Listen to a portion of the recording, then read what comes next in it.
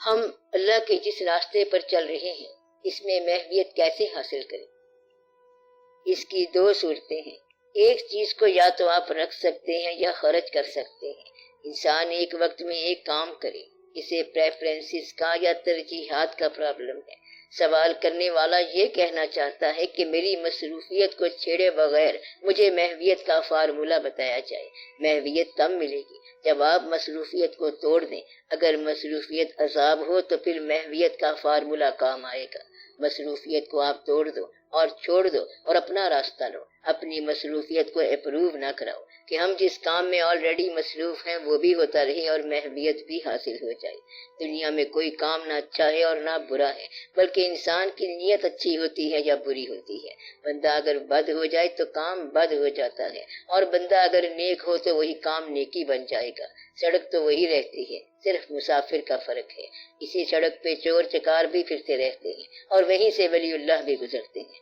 راستہ، سڑک، زندگی یا نوکری کا اپنا کوئی شعبہ نہیں ہے، بلکہ اللہ نے یہ کام رکھے ہوئے ہیں۔ اللہ نے بندہ پیدا کیا تو اگر اس کی عمر 60 سال لکھ دی تو یہ بندہ وقت سے پہلے نہیں مر سکتا، چاہے تکلیف میں رہے یا خوشی میں رہے۔ زندگی کے کچھ سال بچپن میں گزر گئے، کچھ تعلیم میں، علم میں، جوانی میں خرچ ہو گئے، پھر اسے اور مسئلوں سے دو چار کر دیا گیا۔ چاہے آپ پی ایچ ڈی کر لو، ذہن ایک دن معاف ہو جائے گا۔ اگر کسی قبر پہ لکھا ہو کہ یہ فلاں ڈاکٹر کی قبر ہے اور اس پہ ڈگریاں بھی لکھی ہوں تو یہ موت سے نہ بچ سکا۔ جس طرح کوئی بڑا بادشاہ تھا اور اب اس کا مزار باقی ہے، سب چیز ختم ہونے والی ہے، کوئی پریشانی مستقل نہیں ہے۔ شہر چھوڑ دو تو شہر کوئی مسئلہ نہیں ہے، اور اگر زندگی چھوڑ دو تو کوئی مسئلہ نہیں ہے۔ اگر سارا دن پرابلم میں گزرے تو بھی رات کو نیند آ جاتی ہے۔ اگر اس وقت کہا جائے کہ پرابلم کے بارے میں بات کریں تو کہے گا کہ پرابلم کو صبح دیکھیں گے، اب سو جائیں۔ الجھن، پریشانی، دقت، میں اور تو، یہ سب کچھ اصل میں وقت گزارنے کی باتیں ہیں۔ گھڑی ٹک ٹک کرتی جا رہی ہے اور دو بھائی زمین پر جھگڑا کر رہے ہیں۔ کتنے لوگ زمین کا انتقال کراتے کراتے آپ ہی انتقال کر گئے۔ انسان محسوس کرتا ہے کہ اس نے کچھ حاصل کر لیا، اون کر لیا، لیکن اصل میں he owns nothing۔ اگر آپ کی آنرشپ پیسہ ہے تو بچوں کو اگر پیسہ دو گے تو وہ خوش ہوں گے، ورنہ بچے آپ کو بخیل کہیں گے اور کہیں سے ڈاکو بھی آ جائیں گے۔ تو آپ کی ہر اچیومنٹ بے معنی ہے اور آپ صرف ٹائم گزار رہے ہیں۔ آپ پیسے کے لیے اپنی زندگی کا کچھ حصہ بیچ دیتے ہیں تاکہ باقی زندگی گزار سکیں۔ 60 سال کی عمر میں انسان 20 سال تو سونے میں گزار دیتا ہے، کچھ سال بیماری کی نظر ہو گئے، بزرگوں کی جدائی سے غم پیدا ہو گیا، دوست گزرتے جاتے ہیں اور ایک روز پتہ چلتا ہے کہ قدر شناس کوئی نہیں رہا اور گلیاں ویران ہو گئیں۔ وہ لوگ چلے گئے جب آپ کے سر میں درد ہوتا تھا تو ان کے دل میں درد ہو جاتا تھا۔ اس طرح جاننے والے، پہچاننے والے، قدر کرنے والے، عزتیں دینے والے اور آپ کے بارے میں غور و فکر کرنے والے، آپ کے خیال میں زندہ رہنے والے آہستہ آہستہ چلے جا رہے ہیں اور آپ تنہا اور ویران ہو گئے۔ پھر بیماری آ گئی اور اس طرح 60 سال پورے ہو گئے۔ اس زندگی کے درمیان مذہب نے آپ کو دعوت دی کہ اللہ نے یہ فرمایا ہے، اللہ کے حبیب صلی اللہ علیہ وآلہ وسلم نے یہ فرمایا ہے، اس راستے پہ چلو۔ آپ نے اسلام کو غور سے قبول نہیں کیا۔ اگر آپ اسلام کو غور سے تلاش کرتے تو اور بات ہوتی۔ محویت جو ہے یہ اسلام کو قبول کرنے والوں کی انتہائی حالت ہے جو انہیں تلاش کے بعد ملتی ہے۔ جن کو اسلام بنا بنایا ملا ان کے لیے محویت ایک فیشن کی بات ہے۔ اللہ تعالیٰ کا فرمان ہے، تم میں سے ایسے لوگ ہیں جو دنیا کے طلبگار ہیں اور تم میں سے ایسے لوگ ہیں جو آخرت کے طلبگار ہیں۔ آپ پہلے یہ فیصلہ کر لیں کہ آپ کی طلب دنیا ہے یا آخرت۔ اگر طلب دنیا ہے تو آخرت رہ جائے گی، اور اگر طلب آخرت ہے تو آپ دنیا کے کاموں کی لوڈ شیئرنگ کر لو گے۔ اگر دفتر جانا مجبوری ہے کہ بچوں کے لیے کمانا ہے تو پھر بچوں کو پیسے دو۔ اگر مرتبہ اپنی انا کے لیے ہے تو پھر یہ نہ دین کے کام آیا اور نہ دنیا کے۔ اس مرتبے سے آپ لوگوں کو ڈراتے ہو، مگر اسرائیل نے اس مرتبے سے نہیں ڈرنا، نہ کرامن کاتبین نے ڈرنا ہے۔ اگر آپ اپنے آپ کو مرتبے سے ہٹا کر دیکھو تو شاید کوئی بات بن جائے۔ تو مرتبہ آپ کا حجاب ہے، دولت آپ کا حجاب ہے، سرداریاں اور سالاریاں آپ کا حجاب ہے۔ اگر آپ دنیا میں بہت مصروف ہیں تو اپنی مصروفیت کچھ کم کر لیں، یا اپنی مصروفیت اتنی کر لیں جتنی جائز انکم کے لیے ضروری ہے، کیونکہ آپ کو اتنے پیسے چاہیے جس سے باقی کا وقت گزر جائے۔ اگر آپ اس کے علاوہ کوئی بات کر رہے ہیں تو آپ یہ کیا کر رہے ہیں؟ اگر آپ کی زندگی برائے خدا ہے تو غریب بھی اللہ کے اتنا قریب ہے جتنا کہ کوئی امیر۔ اگر مقصد خدا نہیں ہے تو پھر امیر و غریب کا بڑا فرق ہے، اور وہ دونوں دنیا دار ہیں، اور دنیا کی بات ہم کر نہیں رہے۔ اگر آپ دین کی بات کر رہے ہیں تو غریب کی آنکھ کے آنسو بھی اتنے ہی قیمتی ہیں۔ تو پھر بات کیا ہوئی؟ بات خلوص کی ہے کہ what do you want؟ اگر آپ گھر جانا چاہتے ہیں تو کوئی راستہ بند نہیں ہے۔ اگر آپ یہ کہتے ہیں کہ محویت کیا ہوتی ہے تو محویت ہوتی ہے مقصد کو مد نظر رکھنا، مقصد پر ہمہ حال نظر رکھنا۔ ایمبیشنز کا مطلب یہ ہے کہ زندگی میں ریسٹ نہ رہے اور بے چینی نہ رہے، بے تابی آ جائے۔ بے تابی اس طرح ہو جس طرح بیمار بچے کی ماں کو ہوتی ہے۔ اس ماں کو کہا جائے کہ آرام کر تو اسے آرام نہیں آتا۔ آخرت پہ نظر رکھنے والوں کو دنیا میں بے تابی رہتی ہے۔ ایک اور جگہ فرمایا گیا ہے کہ دنیا مومن کے لیے قید خانہ ہے اور کافر کے لیے جنت ہے۔ آپ دنیا کو جنت بناتے ہو اور پھر مومن بھی کہلاتے ہو، یہ بات بڑی غلط ہے۔ مثلاً آپ کا مکان رہنے کی حد تک تو ٹھیک ہے مگر دکھانے کے لیے مناسب نہیں، یہ نمائش بیکار ہے۔ آپ اپنی زندگی کو ایکسٹرا بوجھ بنا رہے ہیں۔ اگر آخرت آپ کا مدعا ہے تو پھر آپ آخرت جاننے والوں کے ساتھ چلو۔ اس کا آسان طریقہ یہ ہے کہ جس چیز کے بغیر گزارا ہو جاتا ہے اسے چھوڑ دو۔ ضرورت سے زیادہ چیز کو کم از کم ذہنی طور پر تو چھوڑ دو۔ آپ گھر میں، دفتر میں، چھوٹے سے چھوٹے تعلق میں، یہاں تک کہ بس کے سفر میں اپنے آپ کو آفینسو نہ بناؤ۔ مقصد یہ کہ انسان بن جاؤ، سینئرز کے ساتھ، ماتحتوں کے ساتھ، عام وزٹرز کے ساتھ، انسانوں کی دنیا میں انسان بن کے رہو۔ یہ بات یاد رکھ لو تو مسئلہ حل ہو جاتا ہے۔ اور سب سے بڑی بات یہ ہے کہ آپ کے پاس ایک معیار یا نارم ہونا چاہیے کہ آپ کس چیز کو دا بیسٹ کہتے ہیں۔ اس معیار کے قریب قریب جانے کی کوشش کرو۔ ہیومن بینگز کی دنیا میں آپ کو یہ علم ہونا چاہیے کہ سب سے بڑے انسان اللہ تعالیٰ کے محبوب صلی اللہ علیہ وآلہ وسلم ہیں۔ آپ ان کی زندگی کے قریب جاؤ۔ آپ خود بیان کرتے ہو کہ ان کا چٹائی کا بستر تھا اور اپنی زندگی اس کے علاوہ گزارتے ہو۔ یہ نہ کرو کہ آپ علم ہی حاصل کرتے جاؤ بلکہ عمل کر کے دکھاؤ۔ وہ شخص جو صرف علم میں لگا رہتا ہے وہ عمل سے حجاب میں ہے۔ ایسا شخص زندگی کے بارے میں کتاب پڑھتا رہتا ہے اور زندگی نکلتی جاتی ہے۔ زندگی اٹھ کے پاس سے چلی گئی اور وہ زندگی کو نہ دیکھ سکا کیونکہ کتاب پڑھ رہا تھا۔ اس طرح زندگی پاس سے نکل گئی۔ اگر آپ کا بھائی جدا ہو گیا تو کتاب پڑھنے کا کیا فائدہ ہوا؟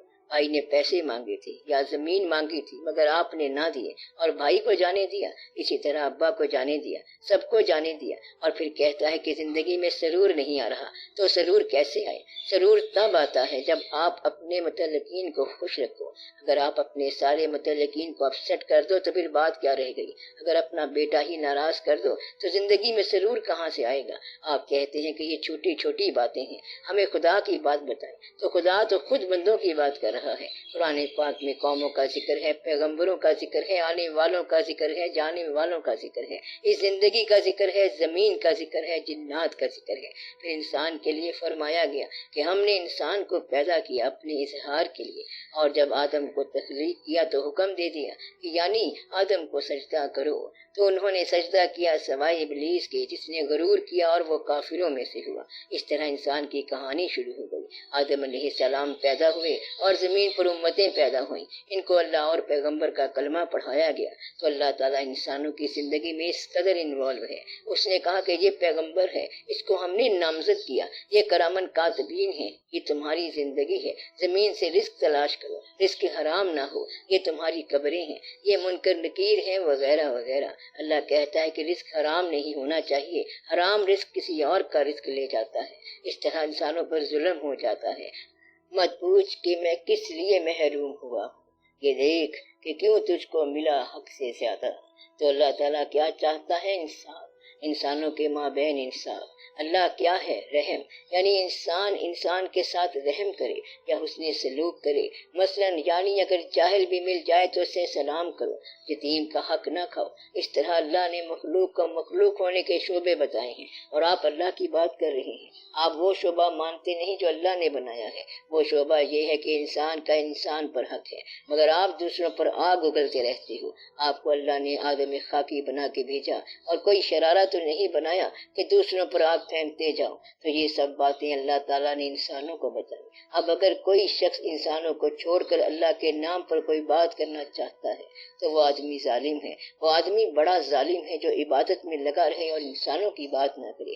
جو شخص انسان کو چھوڑ کر مطالعے میں لگا رہے گا وہ بھی ظالم ہو جائے گا۔ تو زیادہ علم والا بھی ظالم ہے، علم میں مصروف رہنے والا بھی ظالم ہے، اور صرف خدا کی یاد میں محو رہنے والا بھی ظالم ہو جائے گا، اور وہ سب کو اگنور کر دے گا۔ اسلام نے کون سا راستہ بتایا؟ سب سے پرفیکٹ راستہ حضور پاک صلی اللہ علیہ وآلہ وسلم کا ہے۔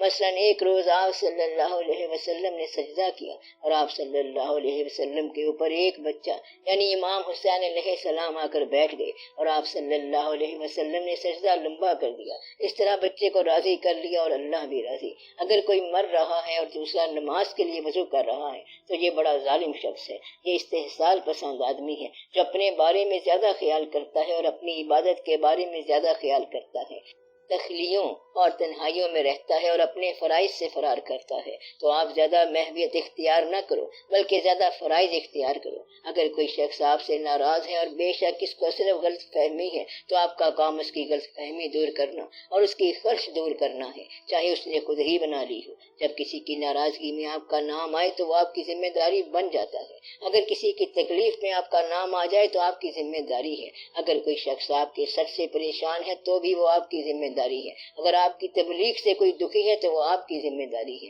آپ دھیان کرو کہ آپ کرتے کیا ہو۔ ایک بات کا بڑا خیال رکھو کہ آپ دلوں کو راضی رکھو، یہ نہ کرنا کہ لوگوں کو تکلیف دو اور خود بڑے عابد اور تہجد گزار بن جاؤ۔ انسانوں کو نظر انداز نہ کرنا۔ اگر سوچا جائے تو انسانوں کا اجتماع اللہ کا ایک روپ ہے۔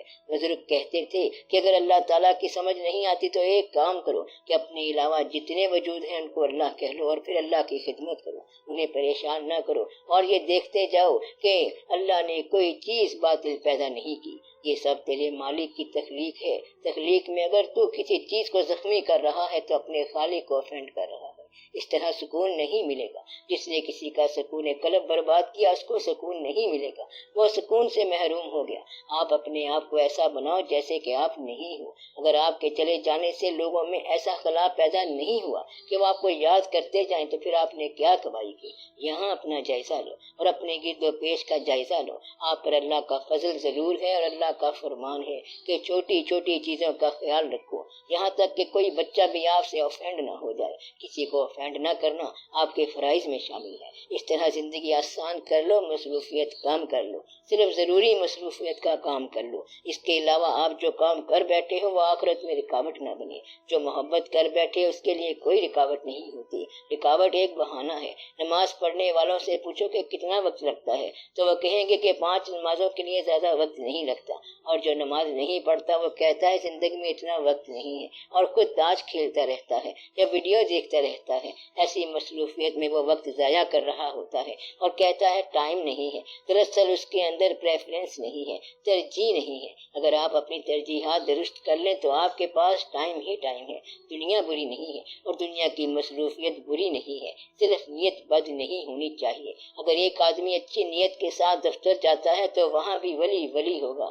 ایسا شخص اگر دفتر میں فائل ورک کر رہا ہے تو محویت خدا کی ہو سکتی ہے، یعنی ہاتھ کار ول تے دل یار ول، یعنی ہاتھ کام کی طرف اور دل یار کی طرف۔ یہ توجہ کی بات ہے۔ ہندی میں محویت کے بارے میں کہتے ہیں، ریت کی ریت کو باورے پنہارن سے سیکھ، سب سکھیوں سے بات کرے پر دھیان گگر کے بیچ، یعنی پانی بھرنے والی لڑکی باتیں کرتی جاتی ہے مگر دھیان گھڑے پر رکھتی ہے کہ کہیں پانی چھلک نہ جائے۔ اگر آپ اپنے آپ کو سنبھال کے رکھو تو دنیا میں جہاں سے مرضی گزر جاؤ اور چلتے جاؤ، دنیا نے آپ کا کیا لینا ہے۔ یہ ایک بہانہ ہے کہ میں زندگی میں بہت مصروف تھا اس لیے مجھے محویت نہیں ملی، یہ غلط بات ہے۔ ہم جس کام کو کرنا چاہیں وہ کام کر سکتے ہیں۔ اگر آپ کو کسی سے رنجش ہو تو کئی سال اسے یاد رکھتے ہیں اور پھر بدلہ لے لیتے ہیں۔ آپ کا وقت رنجش میں گزر جاتا ہے، غصے میں گزر جاتا ہے، بغض میں گزر جاتا ہے، ایک دوسرے سے انتقام کے خیال میں گزر جاتا ہے، اور مالدار ہونے کی خواہش میں گزر جاتا ہے۔ آپ مالدار ہونے کی خواہش نکال دو، اپنے آپ کو بڑا بنانے کی خواہش نکال دو، اس طرح بڑا کوئی نہیں ہوتا۔ وقت گزر جاتا ہے، غصہ، رنجش اور نفرت نکال دو۔ کوئی شخص آپ سے ناراض ہو جائے، چاہے غلط فہمی کی بنا پر ہو۔ میں پھر کہتا ہوں کہ اگر آپ کی وجہ سے غلط فہمی پیدا ہو گئی تو بھی ذمہ داری آپ کی ہے۔ ایسے شخص کے گھر جا کے بات ختم کر دو۔ اگر یہ بوجھ اتار لو تو پھر اللہ ہی اللہ ہے، اگر دل صاف کرتے جاؤ تو پھر اللہ ہی اللہ ہے۔ ابھی آپ کا آئینہ سیکل نہیں ہوا، اپنے آئینے کو سیکل کرتے جاؤ اور روشن کرتے جاؤ۔ آپ آئینہ چمکاتے جاؤ اور خود بخود اس میں اللہ کی تصویر آ جائے گی۔ آپ اگر انسانوں کے حقوق ادا کرو گے تو پھر اللہ کے حقوق ملیں گے، ورنہ پریشانی ہی رہے گی۔ دنیا کے کام کرتے جاؤ اور اپنے اندر سے جھوٹ نکالو، اس طرح آپ کو وقت مل جائے گا۔ جس نے وقت کو تخلیق کیا ہے اس اللہ کو پتا ہے کہ آپ کے ساتھ اس نے کیا کیا ہے۔ یہ بات ضرور کرو کہ جو آپ کے ساتھ ناراض ہے اس کو راضی کرو، ورنہ آپ کو خدا کا سفر نہیں ملے گا۔ اللہ کا سفر عام طور پر دنیا میں ہی مکمل ہوتا ہے۔ اللہ کی تلاش بندوں کے پاس جا کر ختم ہوتی ہے۔ اگر اللہ نے براہ راست ملنا ہوتا تو اور بات تھی، مگر شکر کرو کہ اس نے براہ راست نہیں ملنا، بلکہ کسی آدمی کے پاس جا کے بات مکمل ہوگی۔ اگر کسی بندے کے ساتھ آپ نے نیکی کر دی تو اللہ راضی ہو جائے گا۔ اگر آپ نے یتیم کی جیب سے مال نکال لیا تو اللہ ناراض ہو جاتا ہے۔ انسانوں کے ساتھ متوازن سلوک کرو تو اللہ راضی ہے۔ بچوں کے حقوق ادا کرو تو اللہ راضی ہے۔ اگر آپ اسلام کو مانتے ہو تو بچوں کو اس کے متعلق تعلیم دو۔ آپ انگریزی اسکولوں میں بچے پڑھاتے ہو، داخلے کے لیے سفارشیں کراتے ہو اور پھر کہتے ہو بچے نے اسلام قبول نہیں کیا، باغی ہو گیا ہے۔ اللہ نے فرمایا ہے کہ یہ آیات ہیں جن میں تمہیں بتایا جاتا ہے اور ڈرایا جاتا ہے تاکہ تم غور کرو اور عقل کرو، مگر تم نہیں کرتے۔ حقیقت بتا دی گئی ہے اور کوئی ایسا نہیں ہے جس کو حقیقت سمجھ نہ آئے، مگر وہ مانتے نہیں ہیں۔ اگر آپ یہ مان جاؤ کہ جانا ادھر ہی ہے تو آپ ایک دن وہاں ضرور پہنچ جاؤ گے۔ اگر آپ نے رخ صحیح نہ رکھا اور ڈائریکشن صحیح نہ رکھی تو پریشان ہو جاؤ گے۔ اگر کوئی بندہ یہ کہے کہ میں نے آخرت کی طرف جانا ہے اور اپنی قبر کی طرف جانا ہے، اگر آپ کو وہ جگہ معلوم ہو، چاہے خیال میں اور یقین میں ہو کہ میں نے یہاں آنا ہے، تو زندگی میں آپ کی بے شمار غلطیاں ختم ہو جائیں گی۔ پرانے لوگ اپنی قبر کی جگہ رکھ آتے تھے، نہیں بیگانگی اچھی رفیق راہ منزل سے، ٹھہر جا اے شرر ہم بھی تو آخری مٹنے والے ہیں۔ تو لوگوں کے ساتھ رنجش بیکار ہے، تم بھی فانی اور وہ بھی فانی، اب جھگڑا کس بات کا؟ آپ من و تو میں وقت ضائع کر رہے ہیں اور اوپر سے کچھ اور ہی ہونے والا ہے۔ موت سر پر کھڑی ہے۔ میری بات اس کو سمجھ آئے گی جس پر کسی کے راضی ہونے کا قرض باقی نہ رہا ہو۔ اگر آپ پر کسی کو راضی کرنے کا قرض باقی ہے تو میری بات کو حکم ہے کہ وہ آپ کو سمجھ نہ آئے۔ اگر آپ کا بھائی اب بھی ناراض ہے تو آپ کو میری بات کیا سمجھ آئے گی؟ میں یہ حکم دیتا ہوں کہ اس کو راضی کر، چاہے وہ نادان ہے۔ اگر آپ نادان کو نہیں سمجھا سکتے تو آپ کی دانائی کس کام کی؟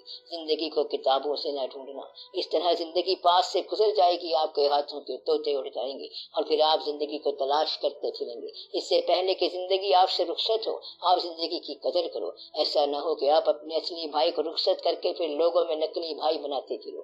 جو موجود ہے اس کی قدر کرو، ورنہ خلا پیدا ہو جائے گا، اور اگر انسانوں کی دنیا میں خلا پیدا ہو گیا تو وہاں پر توحید کام نہیں آئے گی۔ تو نے ہر ایک دل کیا زخمی، میں نے ہر ایک سے دعا لی ہے۔ لوگوں سے دعا لینا بڑی بات ہے، لوگوں کو راضی کر لو۔ اگر کوئی جھوٹا راضی ہو گیا تو سچے کو راحت ہو جائے گی۔ کبھی اس کی بات مان لو اور کبھی اپنی بات منوا لو، یہ چلتا رہتا ہے کاروباری زندگی۔ جو لوگ ضد میں ہیں وہ کبھی عرفان حاصل نہیں کر سکتے، جو لوگ غصے میں رہتے ہیں وہ دین کا کام نہیں کر سکتے۔